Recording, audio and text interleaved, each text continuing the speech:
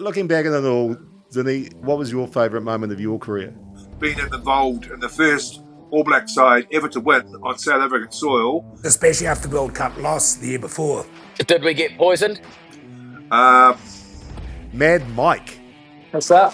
The most terrifying moment of my life was driving a car with this mad bastard in Pukekohe, doing 200k, just drifting sideways. And he's just looking at me going, "Hey, go mate, you're right." So what does Lydia Ko do for fun? Last year we took a trip to Cabo. It was the first time I've actually gone on a trip without my golf clubs, and I realized how much of a hassle golf clubs are. Shane van Gisbergen, mate, you're having a great season. We do the road courses, which that's like my background. Like the ovals especially are very difficult. It sounds easy only turning left, but it's really difficult. Can I just ask you, Eva? Yep. Are you really from Bulgaria? You right, Mako? Yeah, no, I'm good, mate. I'm good. No DoorDash over here. That must be a special coffee because there's not a lot of it. No, we're in the right part. Just a little piccolo with a bit of a fuck. I rubbed bloody Tabasco sauce in my eye when I was hurriedly having a fucking egg downstairs, Rick. That's not good. There's only one other place worse to rub it. On the knob. Yeah. Mm. You've never been suckles, any have you? Well, mate, you might as well get to the point. I thought it was pretty obvious. Yeah, I know, but for people that don't know, they go, "Oh, what was that?" What? All right, let's just roll some titles.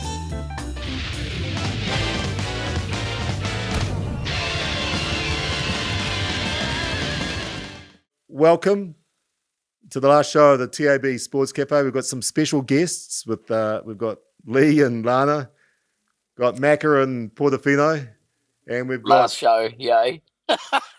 No, don't cheer about that, mate. Well, no, you do. One does. I mean, it's been a wonderful season, Rick. And we've got Eva from Bulgaria. Hello. And I don't know if you remember him, but remember Zinzan Brooke from Zinzan Valentine Brooke from London. Zinny, long time no see. Oh, Valentino, here he is. Yeah, Valentino. It's an international show, isn't it? A lot of complete lunatics. So let's go straight into. Did any of you watch the Warriors on the weekend? No. Is it a wedding? Did they play? So it was really exciting. In the last minute of the game, they missed a drop kick. The ball went down.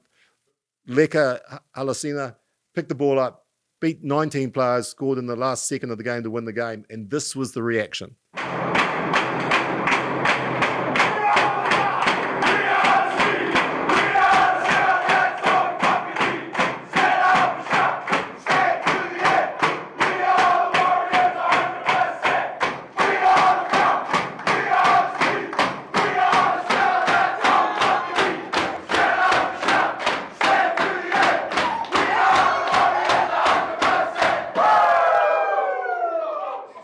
Do love a bit of spirit. Yeah. So I want that same drink. Whatever they had. I want the same drink as they've got. It's very different than the old Warriors changing room, that's for sure. Oh, you were in the old Warriors changing room, weren't you? Yeah, hence the statement. No, that's called that's celebration. That's New Age celebration right there. Well, Do they it's go not- out after the game, do you think, or not? Or is it sort of confined to the celebration post-match in changing room? Was it you didn't have a lot of celebrations because you didn't win a lot of games? Oh, about 50%, Rick. Flip a coin. What events, Zinny? What games do you like to go to now that you've relocated to the UK? What sort of big events do you go to? Sporting events that you go to? Because obviously the fans are a lot more passionate in that country. Yeah, Wimbledon and Chelsea games. Nice.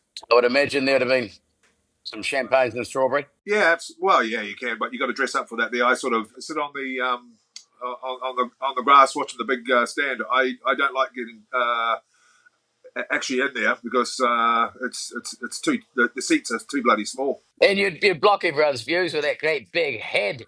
I'm not paying 150 to sit by that fucking noggin. Jesus Christ. I know. You're at Wimbledon and you're doing this the whole time. Nice. Hey, Zinny, you said that you were going to catch up with Yannick Sinner, the Wimbledon champion. Yeah, Yes, I did. I did that. Yeah, I did. But he's special player. I've just loved the way he's been playing. I have been following him for a year or so. Nothing like two sinners catching up. Says the devil incarnate. Yeah. I'm really impressed, Macca, that you're feeding yourself grapes. That's a good sign. There's no DoorDash here, as I said before, Right. So it's nice for me to actually once be enjoying myself and, having a bite to eat whilst you sit there and suffer.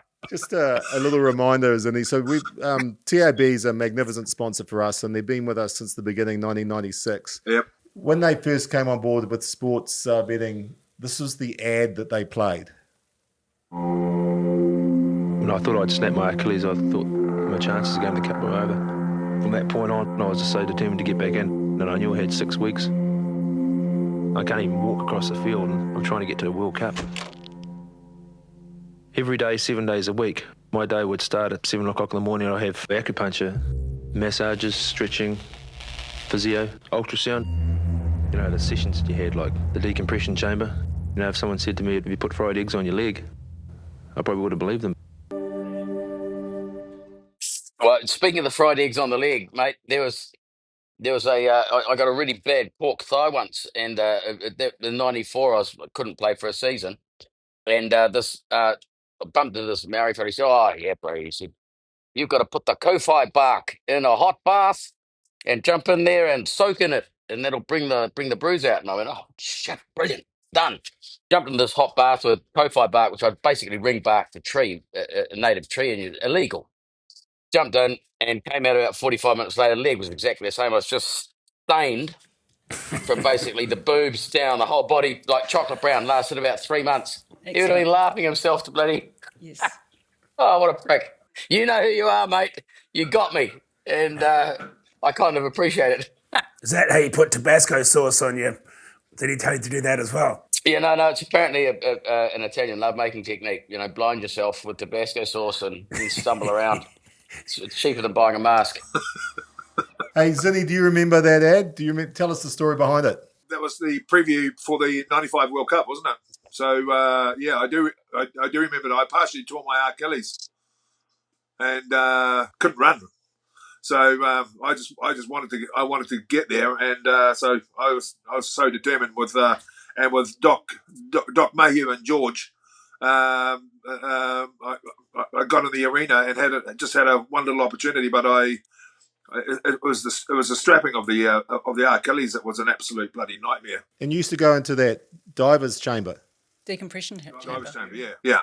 I just wanted to do anything, like I say, there's a bit of humour in it with putting your fried eggs on it. I didn't think that was going to work, but it was one of those sort of things that I just wanted to. I wanted to get to that with that team. In '95, I felt that we had an opportunity. Certainly when we went and beat South Africa in '93. And that hyperbaric chamber that oxygenates the blood, doesn't it? It's sort of like a diving thing. If you get the bends, you go in there and it pressurizes, or yeah, that's correct. Yeah, absolutely. Yeah, that would have been new age back then. Well, yeah, it would have been. Yeah, like now, yeah, I wouldn't have a Scooby Doo what they do now, but I'd say that would be more advanced, But it was just having guys in your team like Doc Mayhew and George Duncan. They were just absolutely phenomenal. Look what those guys have gone on and done. I was going to see if you had any questions. Well, I know that you aren't competing anymore with sport, but interesting enough, your kids are quite competitive in sport, so they're obviously probably showing you a thing or two. How many kids have you got? 17. I've got six kids. I've got 2 boys and 4 girls, and they're all in the sporting arena. And they're doing very, very well. What sort of spectator are you on the sideline? Yeah, that's the question. I sort of have to hold my emotions back, and just sort of sit and enjoy watching there. But sometimes I feel like I want to get on the park, but I clearly can't.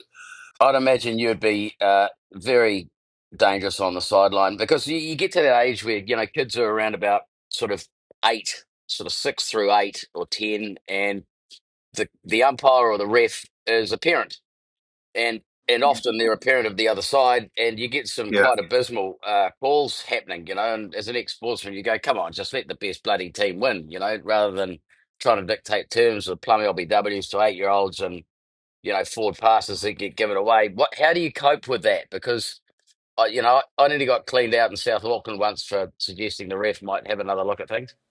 Yeah, I know, but you're allowed to do forward pass. You're allowed to do forward passes in netball, and that's quite easy. So I don't get frustrated at all. Okay, fair. They all play netball, do they? Yeah. So Kira, Macy, and Ruby play netball. Ruby's the ballet dancer, and then Eden is the one that's on the framework of potentially representing England with football, hockey, and netball. Oh wow! So yeah.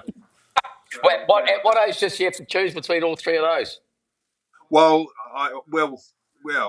that's going to be a discussion that I would like her to go down the potential football route, and it's up to her. You're not allowed to choose the one that's got the most money. That's awkward. Those football fans are crazy. I've not mentioned money to her. I just wanted her to actually choose the sport that she wants to do herself, as opposed to, look, it's a sport and it's a journey, and if you're up for it, it's there to be had. So I don't.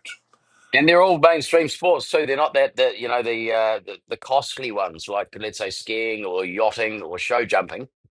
No. Where you'd be very happy for them to make a decision early rather than doing all three of those, I'd imagine. Absolutely right, Macca. You've obviously been watching. That's what I do. I'm a voyeur. Did you watch the All Blacks, Zinny? What did you think of the All Blacks? The All Blacks. Yeah, there was a couple of moments there that France actually took it to us, and they definitely wanted to win, but the All Blacks needed to up their ante and ask questions of the French, and they did so. I think the first game was the sort of the putting the marker down. The French wanted to just show the All Blacks, we haven't bought the A team, but we're still going to produce the goods. And in that first game, either side could have actually won that game, and it was actually that blind spot tackle in that last 2 minutes where Barrett kicked the ball into touch, and then the All Blacks shut the game down. So I was pleased the All Blacks won, but I was also pleased that a French B team actually potentially were there, and they played and they asked the questions of the All Blacks. Hey, Zinny, just as you know footy better than any of us, but what's the difference between that B team that came to New Zealand and their A team? In terms of points, can we take some momentum out of beating their B team, or is their A team that much better that it's just a non-event? We can't really take any. Well, on the first performance, I felt that first Test match, France were very unlucky not to win that. But the French A team would have been a lot stronger. Are you watching South Africa with interest? What sort of challenge do you think they'll bring to us in a couple of months? Well, they're definitely going to ask the question. They're definitely not going to sit back. And but if they think they're just going to sit on their high horse and think, we're South Africa, we're going to come into New Zealand and going to kick your butts. The All Blacks are going to have to step up to that there, but it's not going to be easy. I was actually peeved off about that bloody kick that they did at the. I think that was totally disrespectful to playing the game when they did that little short, the short kickoff they did. Yeah. What's your thoughts on that bomb squad thing, that approach? Well, I think that they're playing the game, and I think that's fine. I think it's bloody clever. They've evolved and they're ahead of the game. They've made the change. Yeah. In much the same way as in '87, the All Blacks wanted to move the ball around. These guys have made a change, and they're doing it to the letter of the law, and it works. It works bloody effectively. Slow the game down. Look, guys, there's far too much intelligent sports chat going on here. Can I just look back, Zinny, at where we had? This is the sort of guest that we used to have. I don't know if you remember Simon Wi Rutene. Simon Wi Rutene, yes. Yeah. Goodness me, yeah. And the latest person to join us here at the TAB Sportscafe, Simon Wi Rutene. Simon, what are you up to down in Queenstown? I'm just having a mountain blast of a time like whakapapa and enjoying the nice new snow down here like you all are at the Queenstown Winter Festival. I want to stick up for Lana too. On your first day, it is very hard to get going. On my first day, I had trouble with my boots, like you guys have boots trouble too. See? It's a big boot thing. Yeah. It's just, Do you want to explain the piece around your neck? It's not subtle. It's weighty. Oh, right. We've got the ball on tonight, so everybody goes along, and it is quite a social thing, obviously, so the people of our regions dress as they feel refinement and required to go out there and have a social damn good time. And this is a greenstone blade mined from the head of the Wakatupu Lake. What does it feel like when you're coming down the hill, bro? It's a lot of noise in your head when you're going on a rush and you almost get an Eric. What sort of speeds, mate? What sort of speed? That's the worst. Did you get it, Eric? No, hold on. That's the worst Eric joke we've ever had on the Sportscafe. What are your aims for the ski season? That way, up, down. When I go straight out, I don't like it. You've got to keep your tips down, hands forward, trimmed. I aim to stay in control a little bit, but a little bit out of control too. Okay. Got that, Rick? That wild side on you, Rick, like yourself. You're a very, very, very strange man, Simon. I'll take it as an absolute compliment. Oh, excellent. Mate, he's brilliant, eh? Where's he gone? We need him back. Yeah. No one's changed at all, have they? Special chat, that. Yeah, I look different, eh? Oh, he looked just the same. Just the hair, that's all. What the hell was that guy? What the hell was that guy wearing that black and white stripe thing on the side? Oh, yeah, the young fella. What were the odds on Simon bloody lopping the top off a couple of yokes with that mere? Yeah. After during the night, I'd have given him a wide berth around about 11 o'clock. Yeah. I got a funny feeling that we did bump into him about 2 o'clock in the morning. And the thing is, he was ready for 2 o'clock in the morning at 7 o'clock when we did that show. So it worked out well.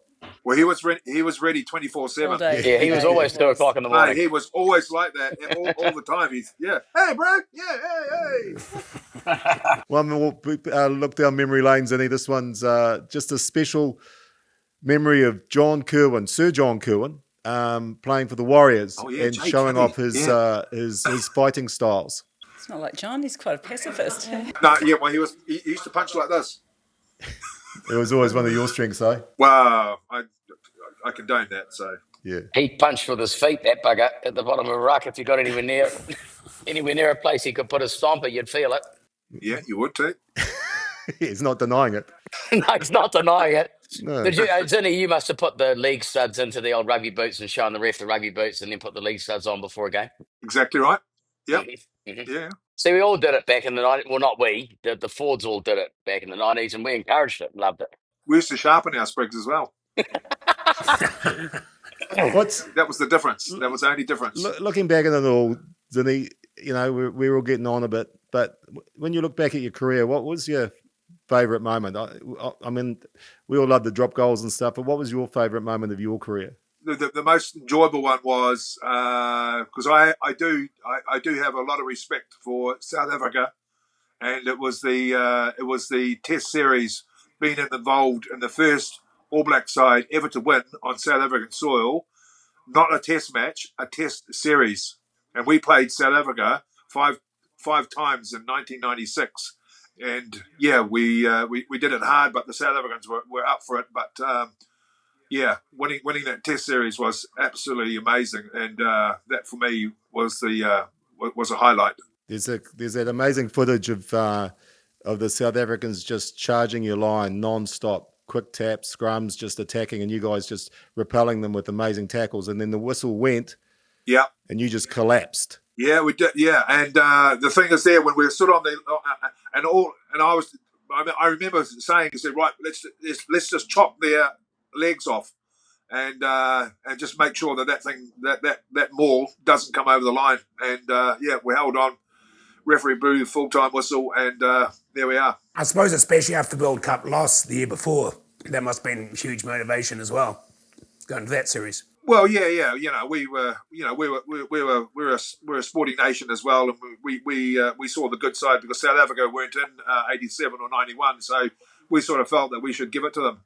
And we made a gesture of let South Africa win the World Cup for Mandela and Francois Pienaar, and it was quite important. But it it was it was what we do as rugby players. Did we get poisoned? Well, all I'll say was it wasn't a level playing field. There you go. Very diplomatic. Let it go, eh? No, you got to ask the question because everyone says no, it's just bullshit and sore grapes.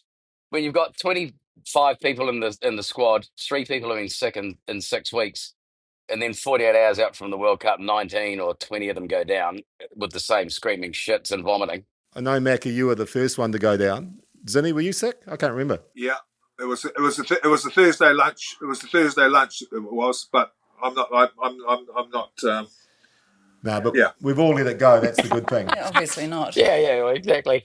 Yeah, I've let it go. Yeah. But it definitely was. It definitely wasn't a level playing field. I can tell you that. You know, the sad thing is I actually remember exactly what we had for lunch, and I really, really enjoyed it. It was like spaghetti bolognese and chicken burgers. Did you get sick? Yeah, I got sick, Oh. but It was worth it. But it was worth it. The food was so nice.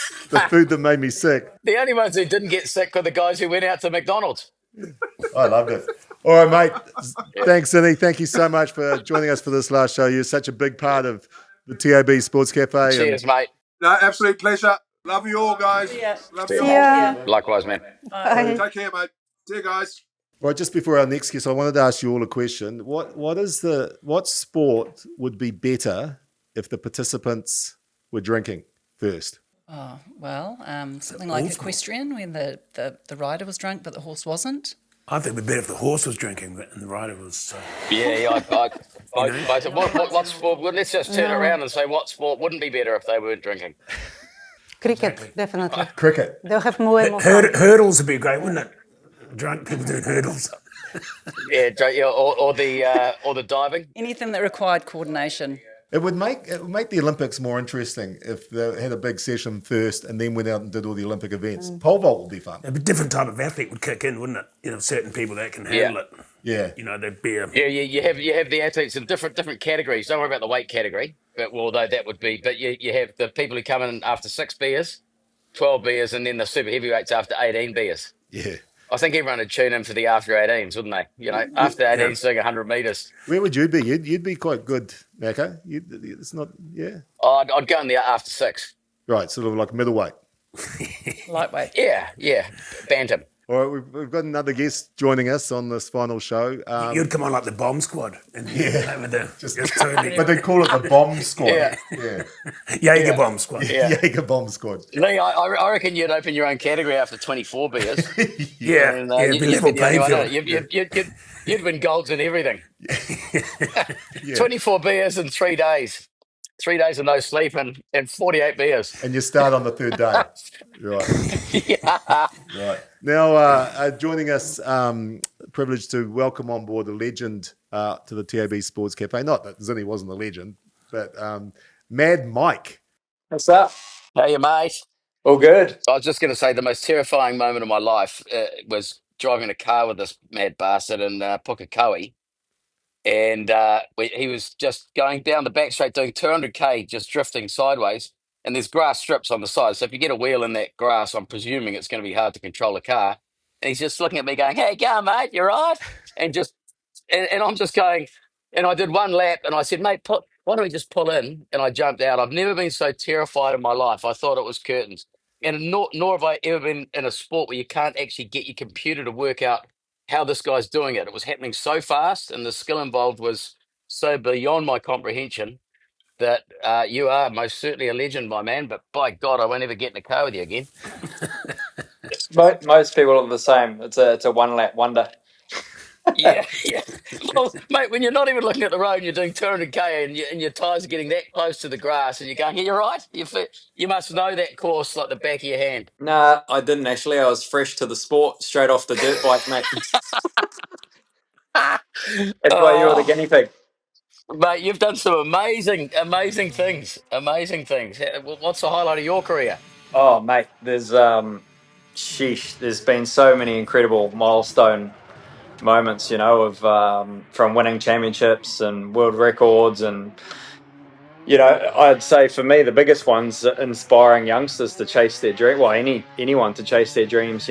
Like for me, growing up with mum in East Auckland. Not much money in the family, no father role model around or anything, but just bit of determination and surround yourself with the right people and motivation to chase the dreams. And I feel like that's probably, for me now, like having the reach with social media, it's so easy for me to be able to do a post. Rick, we were talking about this the other night at the game, but it's like literally, it's if someone's got a device, they can connect to a Wi-Fi.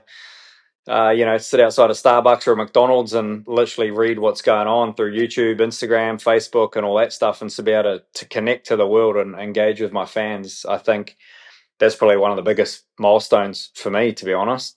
Tell these guys about the guy that you met in the tarpaulin. Tell them about and the impact. So for me, before the drifting was freestyle motocross and BMX and all the stuff you do when you're young little grom, and still to this day I still love riding bikes. So when it was 2015, I went back to do the World Championship, and 8 rounds consisted of USA rounds. So I'd fly into California.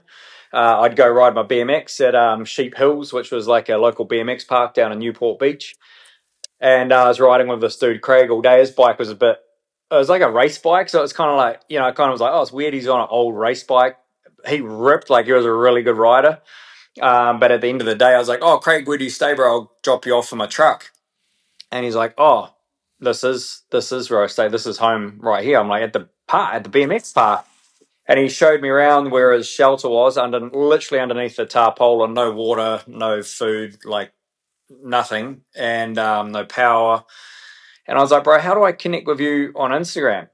And he's like, oh, I go up and connect to the Wi-Fi outside McDonald's. And I was like, holy shit. And he's just like, yeah, bro, like seeing your posts every day just inspire me to keep chasing my dreams. And he unfortunately passed away about 2 years ago. But that for me was a real point in my life where I was like, I can be way down here in New Zealand. I can be in the middle of Saudi Arabia. I could be in Lebanon. I could be friggin' Dubai, Las Vegas, wherever in the world doing a project and literally be able to inspire people to chase their dreams. So for me, that's been pretty cool. And then obviously the other milestone is having 2 incredible kids that are, in the family that are chasing it. My son's trying to take my helmet and I'm trying to keep it. Do you have fear, like when Mark's talking about you going 200 kilometres, do you have a place where you put that fear inside you, or do you just not have a fear when you're driving? Are you that good that it's just a skill that you have? No, I think, even like I was just saying, my kids, they're like, Dad, how do you have no fear? From the outside, it looks like I have no fear, but I think everyone's got fear. It's just at a different level, right? And I think for me, it's not that I have no fear. I think it's the fact I have an addiction for fear, because I love that feeling, that the fear and the balance between the adrenaline and just that flow is just very addictive. You spoke about being like a young boy growing up in East Auckland. And if a kid's got a dream and they actually dream it with all of their heart and all of their passion, it comes true. And you're a classic example of that. What are you dreaming about now? And how do you keep that spark alive to sort of motivate you to move forward? Well, so for me, like now, my biggest dream is just to be the coolest dad on the planet, and be able to fuel my kids' dreams. And it's been fortunate they want to race, and my son Link, he's now got a car based up in Japan. He's up there with my Japan team that we won the Japan Championship with.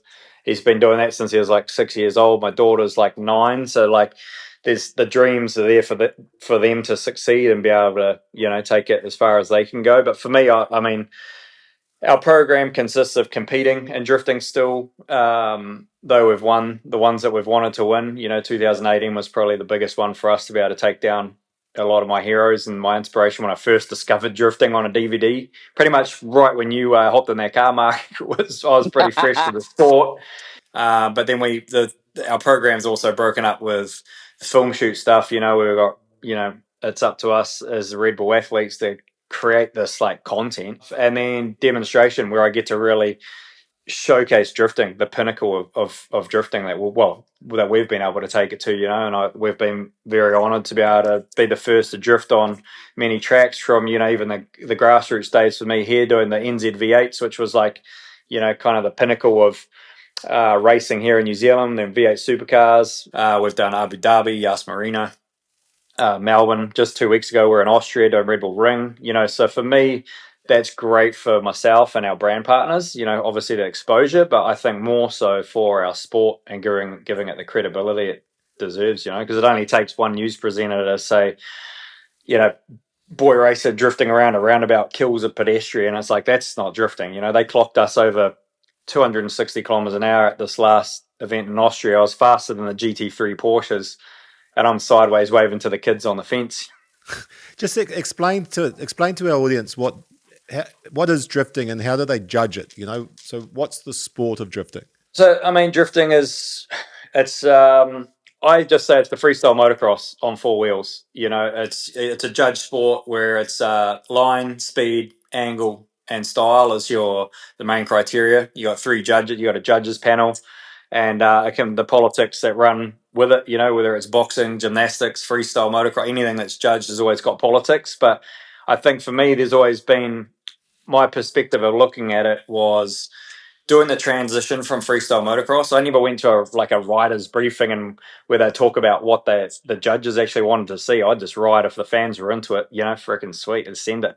And it's pretty much the same now of the drifting. You've got three judges, and different countries have different, you go to USA and they talk about fluidity and smooth, and I'm like, fluidity? I don't even know what that word freaking means, but it sounds boring. I'm like, I like dangerous and dynamic, and you can go to Japan and do the crazy ninja flips and be really aggressive and dynamic, and so yeah, it's really hard to kind of want to go. I mean, some drivers love it. They'll go and they're competing all around the world, and they'll change their driving style for different judging criteria for different countries.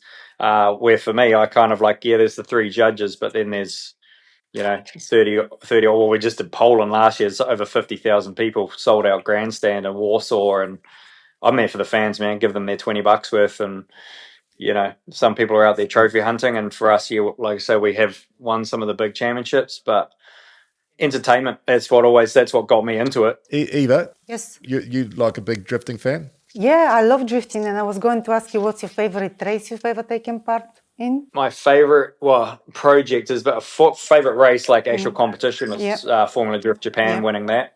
But probably the craziest activation we've done was in South Africa. We just Google search world's most dangerous roads. Actually, we did the Crown Range here in New Zealand, from Queenstown. For us in 2013, that was the first Red Bull clip to get 1 million views overnight, which was freaking incredible milestone for us to be able to do that. But we took our production crew here from New Zealand.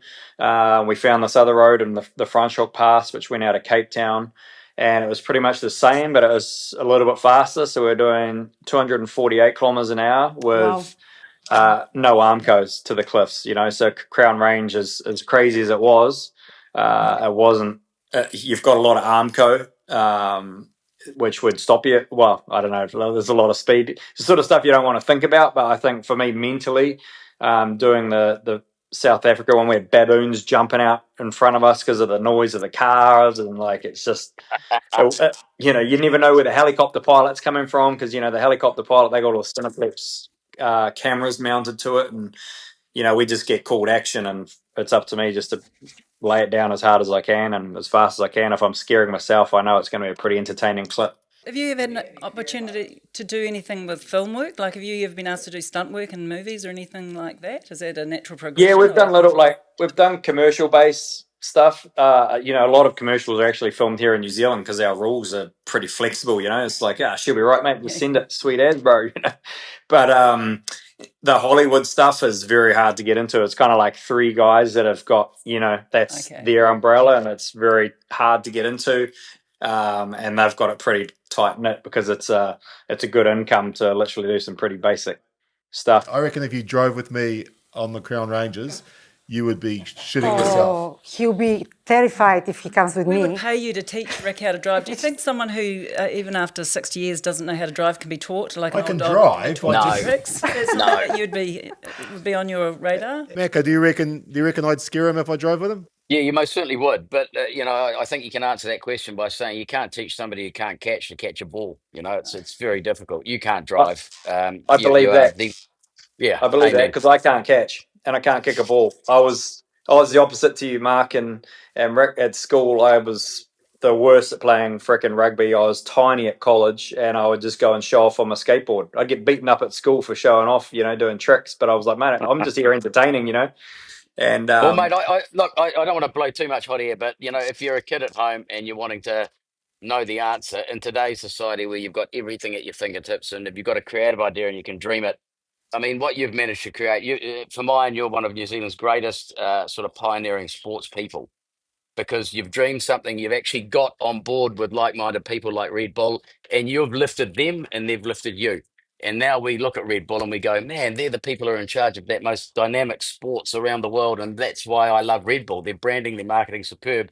You've been a massive part of that, and that's come from inside there. So for any kid watching, for any person watching who wants the answer, dream it and lay it down and have a crack. And you've done that. And mate, I reckon you're one of our finest. So brilliant to oh have you man, on.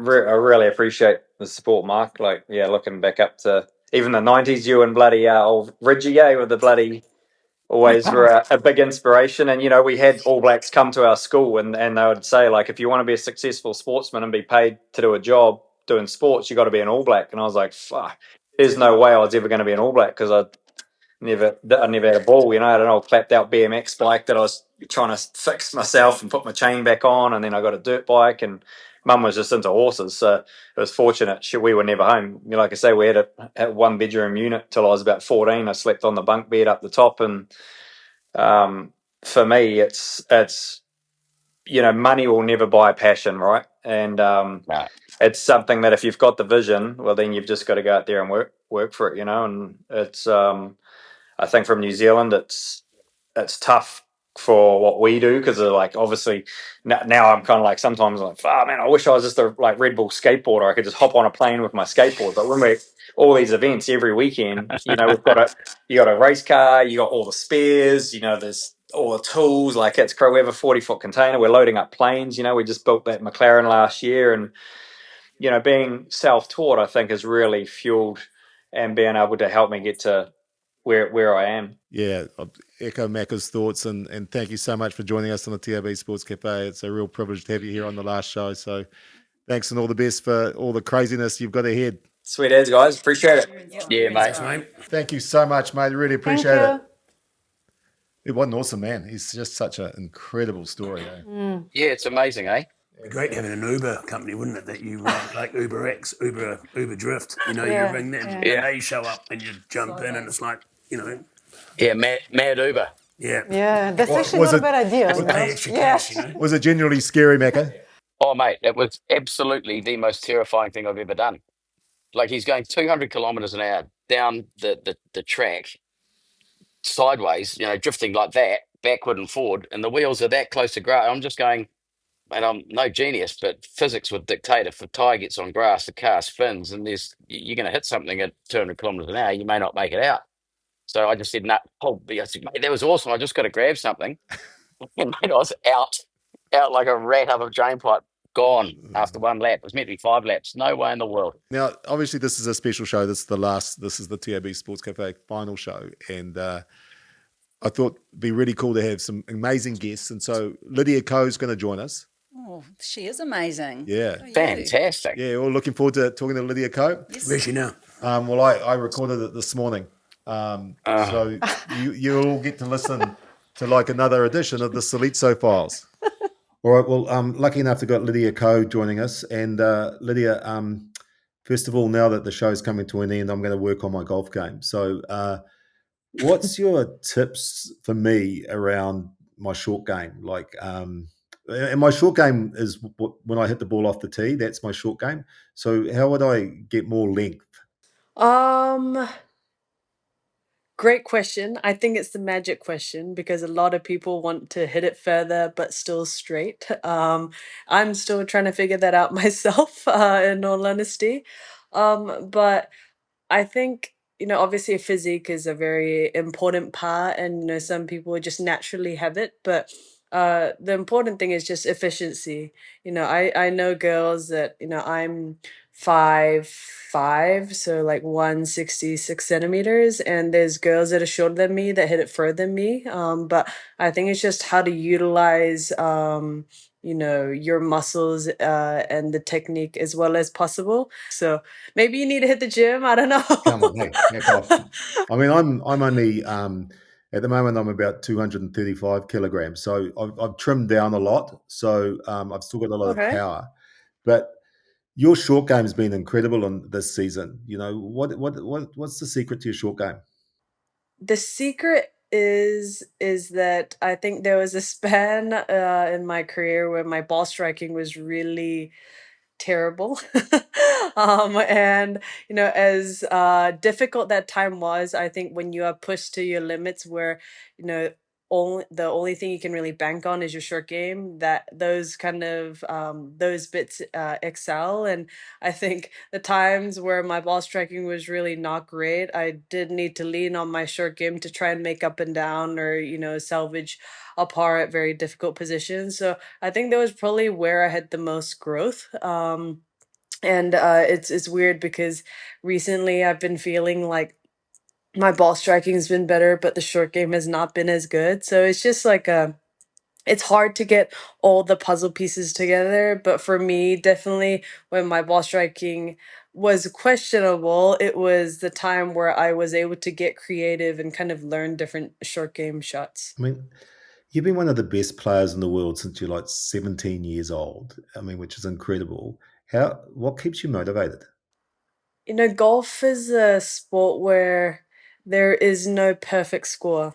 Like in bowling, I think 300 is as good as it gets. But I think there's been players that shoot 59 and think, oh, I could have shot 58, and or people who have their best round ever, which might be just to have broken 90, and then you think, oh, if that one putt didn't lip out, I might have shot 88. So it's just like, I think it's a constant cycle of knowing that you can be better. Yeah, just a question from Mark Ellis. Do you know who Mark Ellis is? Um, It's okay. Former All Black. And you're only saying that because I told you before we did this interview. But Yes, exactly. I was just about to say that. he's very motivated by financial, by money. And so when they report on golf, they always report on your season in terms of how much money you've earned. Is that how you measure success?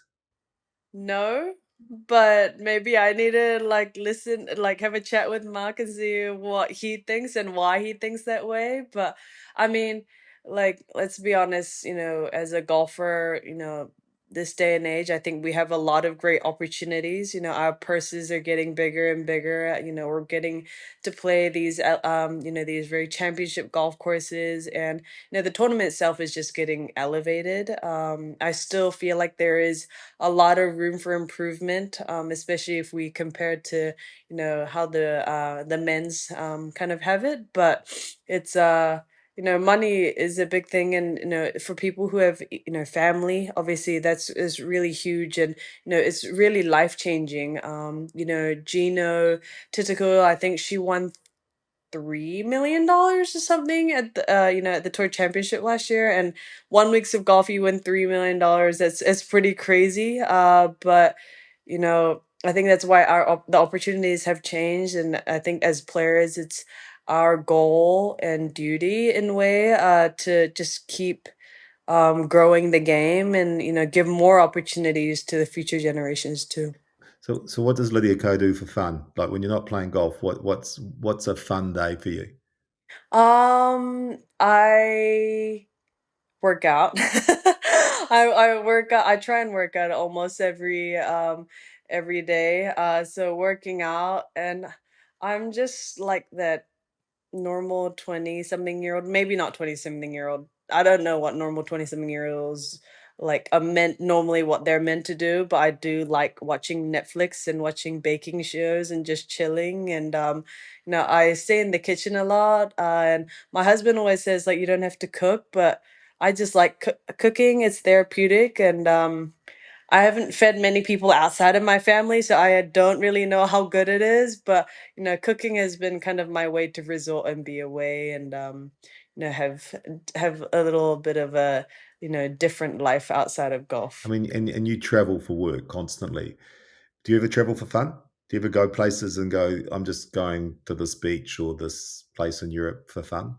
Not often. Obviously it's hard because I'm trying to time it with the people that I go with, and my husband doesn't have the leisure of saying, oh, okay, I'll take this week off and then just go somewhere with me. So yeah, we've done a couple of trips. I think last year we took a trip to Cabo, which was really nice, and that was the first time I've actually gone on a trip without my golf clubs, and I realized how much of a hassle golf clubs are. It was so much easier traveling without them. So yeah, it's we don't have one planned yet, but it's I live in the US, and I think the great thing about the US is that like you go a little bit like you go to a different state and it almost feels like a different country. But I think for now we don't have one that I can think of, except apart from going to New Zealand maybe at the end of the year. Lydia, you've given us so much enjoyment from 16, 17 years old to now, Olympic titles, Hall of Fame, winning championships. So, on behalf of Sportscafe and the Salitso Files, thank you so much for the opportunity to talk to you today, and thank you so much for your career, because everyone here in New Zealand has just enjoyed it so much. Thank you. No, I appreciate it. Maybe next time you can have me when the whole team's there. Nah, forget them. They're useless. Thanks, Lydia. Appreciate your time. Oh, she's so sweet. So nice. You never really hear her do an interview, so that was cool. Yeah, and it was really nice for me to be able to sort of talk to someone without you guys interrupting, to be fair. Is it just me, though? But there is something creepy about the Salitso Files as a whole. As a whole concept. Yeah. There's something unnerving about it. I don't know what it is. It's just called an interview. I think it was so lovely. It was quite strange. You thought it was strange too. Eva, I asked you to come in to give me some support. But it was so lovely, and because usually we are not lovely, and that's why it was strange, don't you think? So this is our last, just to explain to Eva, we get DoorDash every week. DoorDash give us food every week. Yes. And so we've got this week from Ben & Jerry's, we've got ice cream and brownies. Thanks to DoorDash. So you're not allowed to eat any of it though? No, I'm not, Because? Are you still on the cigarette and smint diet, Eva? I dropped the cigarettes, actually. Just the smints now? Still on the smints, though. Just the mints now, no cigarettes anymore. Yeah. That was it. It was cigarettes and smints. I remember it distinctly. Just a reminder, actually, of when Eva worked on TAB Sportscafe. This is some of her work. Thank you. И в новините този час, както виждате, косата ми е пораснала много, благодарение на много различни неща. Del Blacks.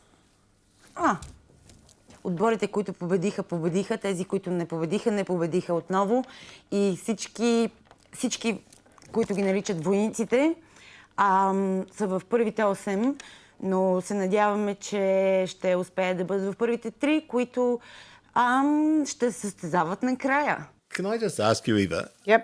Are you really from Bulgaria? I am, yeah. So what were you saying? Because that sounded like nonsense.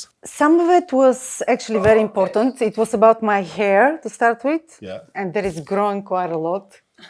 And then I said that the teams that won. Yeah. And the teams that didn't win. Which makes a lot of sense when you think about it. Can I ask, how did you end up in New Zealand? Because my father was here. There you go. My father was here, so he invited me, yeah. Do you like it? I love it. Now happily married with 2 children, Yeah. New Zealand, your home. Yeah, I love New Zealand. Yeah. I do. So are you a Bulgarian or a New Zealander? I am a Bulgarian New Zealander. Oh, nice. Yeah. So your kids will be New Zealanders, eh? Yeah, they are New Zealanders. Do they speak Bulgarian? They understand, but I mean, they don't really speak it because we actually speak English at home weirdly. It's very strange. Because your husband's Bulgarian as well. Yeah. Yeah, wow. And we speak English. It's weird because we speak Bulgarian at work. It's weird. Yeah. When we can. Yeah. How is your Bulgarian? It's it's good. It's good, yeah. Marc's Bulgarian is amazing. Is it? Yeah. I mean, he did a whole apology in Bulgarian. That was so good. Oh, yeah, with the yacht racing. And I'm not going to translate it, don't worry. No, please don't. I won't. That was an apology for the human cannibal, and that was when Ralph actually ended up in the America's Cup sales with those spikes all over him because he was dressed as the Gimp, and he was undoubtedly perforating sales in there. I haven't conceded that for a long amount of time, but the America True team, their sales would have had holes in them. So if they didn't go quite as fast, there'd be a reason for it. Because of Ralph the Gimp. Yep. Yeah, because the Gimp was rolling around in there with his black spikes on, and he was, he wasn't a light man. I just like the idea of the security guard hearing the alarm, rushing down to an America's Cup boat, going, what the hell's happened? And he sees an ex-All Black, a human cannibal, and a Gimp rolling around on his boat. Sounds like the start of a joke, doesn't it? Yeah. Talking of that, Paul's here from the TAB. Hey, cheers, Rick. Uncle Paulie. Uncle Paulie. I just thought we'd get the insults on early. Yeah, very good. It's all uphill from here then, I guess. Mate, how about that ending of the Warriors game? You would have been just fizzing at the bung. Oh, I can tell you the bookies, they had their feet up on the desk. They were smoking cigars. They were happy with how things were going until Lydia Ko Interview burst through and scored that try with time up on the clock. It was a great result for the bookies if Newcastle had won. It was a great result if Lydia Ko Interview hadn't scored a try. He was over $3 prior to the match starting. And if you were betting live, he got out to $15 to score a try during that match. So, and there were quite a few that jumped on. So they're very, very happy with the way Licker's going. Last minute Licker, he does it for the punters. Actually, I was watching I was at the test match in Hamilton on the weekend, and the guy next to me was live betting, and he bet on Anton Leonard-Brown to score a try.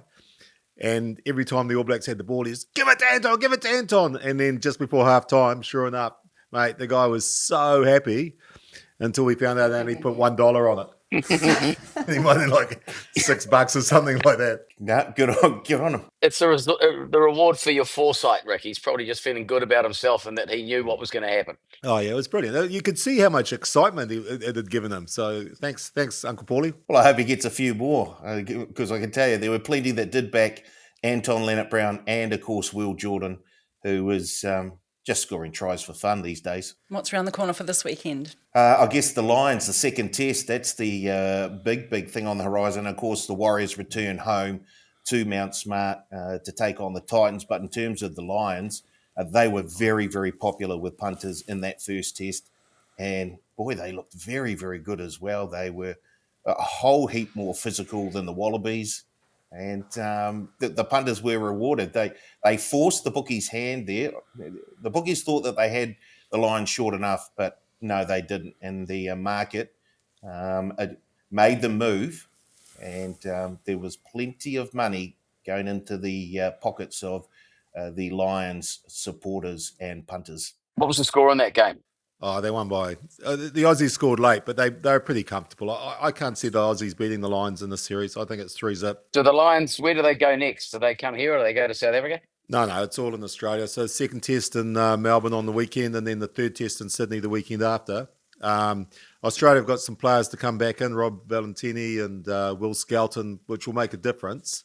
But really, the Lions look so good. Finn Russell's like, I don't know, he must be one of the best players in the world. He's incredible.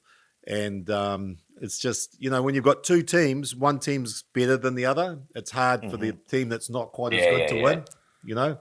It's a pretty simple game. Where else, Paul? Where else is the money going? Yeah, well, they reckon there's going to be around 100,000 at the MCG for the second test. So I hope there's no kiss cam. Yeah. Well, remember when Bob Hawke was there and it was at one of the Boxing Day tests, and the camera zoomed in on Bob, and he and the whole place, he just put his hand up and he must have been 78, and he chugged a pint, just woof, and the whole place erupted. I mean, there's something about Australia, the simplicity of that MCG, and if your PM's whacking a pint like that, woof, at 78. Apparently, he used to be the university champion for a yard glass. Yeah, thanks. Were you ranked, Macca, when you were at university? No, I was the goater on the sideline. I'd provoke people like the Wolf, and Anton Oliver was pretty good. Barney could do a sub-3. Right. Jugs, and could put his cock in a cold jug and it would touch the bottom.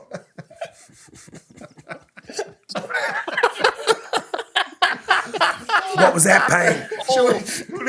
Can I just have a vote to see whether this... No, yeah, it's pretty easy. Can I have a vote to see if that makes it into the final get edit? through the froth. Hold on. Lana, does that make it into the final edit? It should make it in. He'd be a very proud moment. You think it will make it into the edit? I think it will, yeah. Yeah. I think it will. If I can then be a bit more graphic, it was sort of like this, you know, there's the bottom and it just sat there like that. Thank you. It's like an awful thing. Awful thing. Is that a proper jug? Like a big jug? Like a 1 litre, yeah. Filled to the brim. Well, gee. Don't get drawn in, Paul. Don't get drawn into the conversation. Yeah, you've told me about this before, Rick. Yeah. I knew I'd get Uncle Paulie with this one. All right, mate. Well, this is our last show. So thank you for everything you've done. You've done the TAB proud on your appearances. You've given us an education about bees and stuff. Yeah. You've shown us your new haircut and you've given us an insight into how the Warriors fans abuse you at the game. All the best and thanks for everything you've done. Yeah, no worries. Yeah, and next time, if there is a next time, I'll wear the beekeeper's suit that all my mates bought me. So yeah. Good show. Nice. Yeah. Well, hey, we're just about to go live to Shane Van Gisbergen. Do you want to be part of that interview, Paul? Oh, hang on. Yeah, well, you can't be because I'm actually recording it after the show's finished. Oh, yeah. And it's another episode of the Salizo Files with Shane Van Gisbergen. Yeah, the creepy Salizo Files. Okay, well, special welcome to Shane Van Gisbergen to the Salizo Files, obviously everyone's favourite show. So, Shane, where are you at the moment? So I'm in a place called Mooresville, which is in about half hour north of Charlotte, North Carolina. That's where I'm based now. So tell me about North Carolina, Charlotte. It's right. It's fairly different to home in Auckland, but it's pretty good. We have to be based here. Like all the teams are pretty much based around Charlotte and it's like NASCAR hub, I guess. And then there's a lot of local tracks around here, but then the airport's here as well and everyone flies in and out of here. So it's a pretty cool base. It's one of the better parts of America that I've sort of been to. So lucky enough that we get to live here, I guess. How are you acclimatizing to living in the US? It's good in some ways, but I really miss home. So I kind of lived in Australia the last 15 or 16 years, but I would head back to New Zealand at least once a month. But yeah, I obviously can't do that now. We race here every single weekend, so pretty homesick a lot of the time. But yeah, it's not a bad place here. Mate, you're having a great season. I mean, particularly in those street races.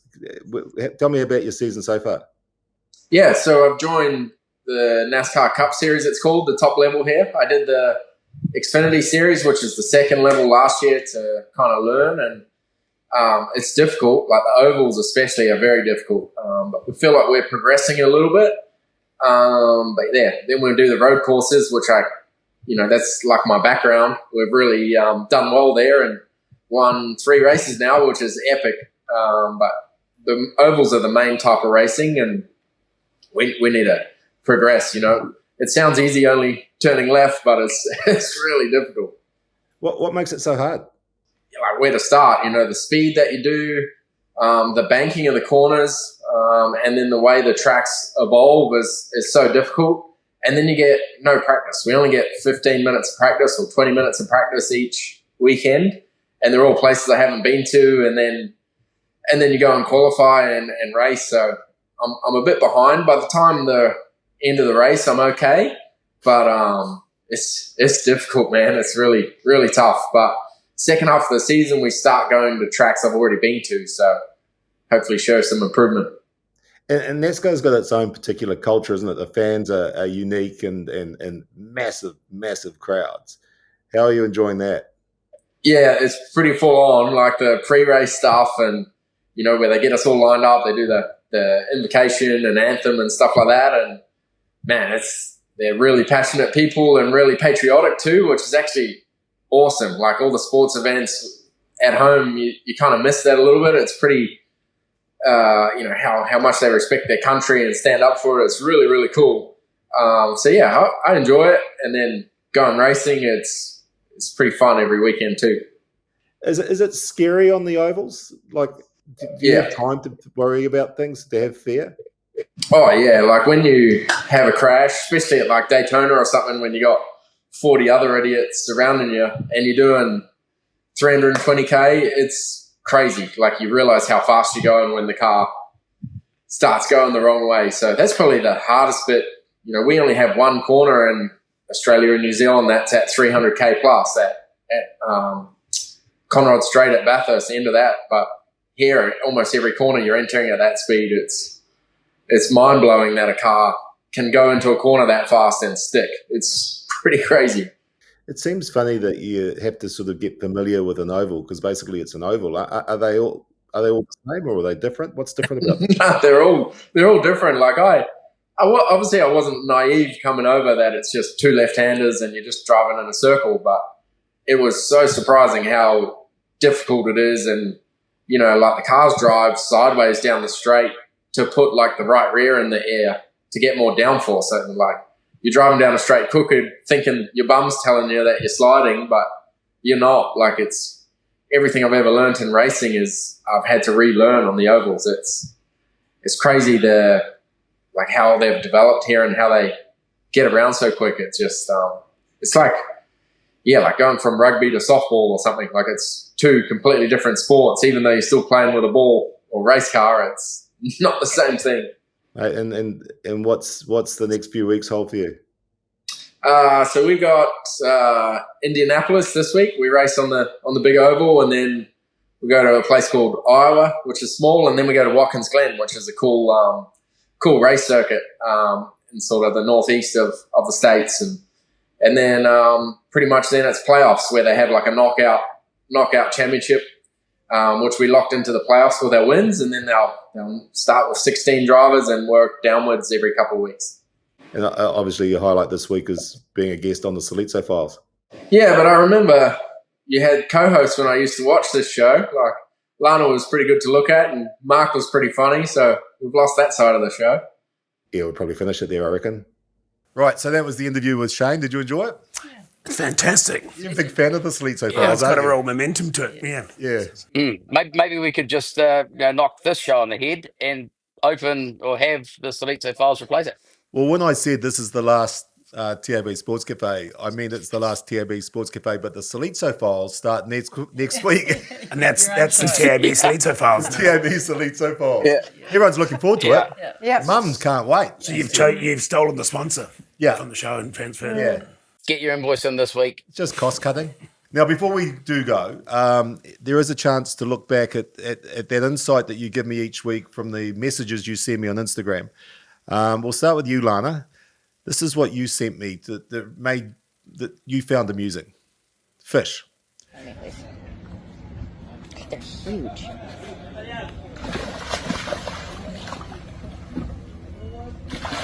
Yeah, that was cool. Oh, that's your arm. Holy shit. It is funny. Oh, don't you love it? Yeah, that wasn't a setup.